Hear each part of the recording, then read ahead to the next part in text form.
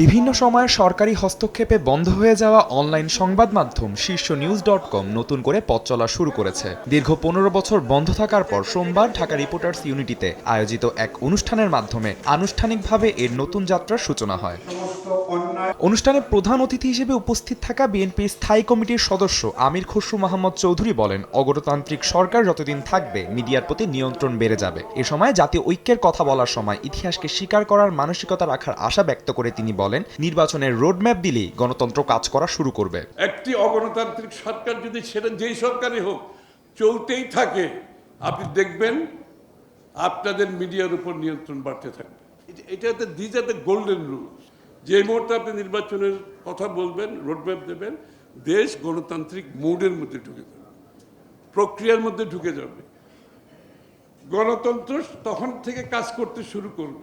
এ সময় নির্বাচন নিয়ে জাতিকে ধোঁয়াশার মধ্যে রাখা হয়েছে অভিযোগ করে গণ অধিকার পরিষদের সাধারণ সম্পাদক রাশেদ খান বলেন, জাতীয় ঐক্যের জন্য আয়োজিত কোনো সংলাপই এখন পর্যন্ত ফলপ্রসূ হয়নি।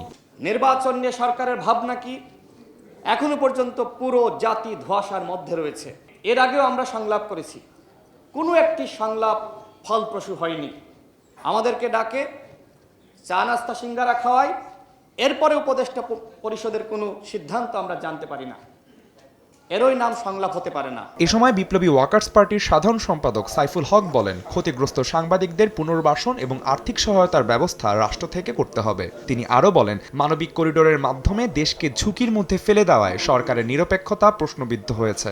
যারা গত 16 বছরে ক্ষতিগ্রস্ত হয়েছেন, কেবলমাত্র পেশাদারিত্ব দায়িত্ব পালন করতে যে তাদের নামের তালিকা করা দরকার, চিহ্নিত করা দরকার, তাদের ক্ষতিপূরণের ব্যবস্থা করা দরকার। কি এমন প্রয়োজন হলো যার সম্পর্কে বাংলাদেশের মানুষ জানে না, রাজনৈতিক দল জানে না?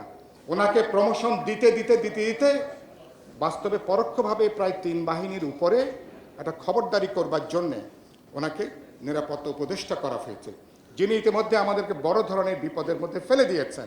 এছাড়াও উদ্বোধনী অনুষ্ঠানে আরও উপস্থিত ছিলেন বাংলাদেশ জামায়াতে ইসলামীর সহকারী জেনারেল সেক্রেটারি অ্যাডভোকেট এহসানুল মাহবুব জুবায়ের এবং এবি পার্টির চেয়ারম্যান মুজিবুর রহমান মঞ্জু।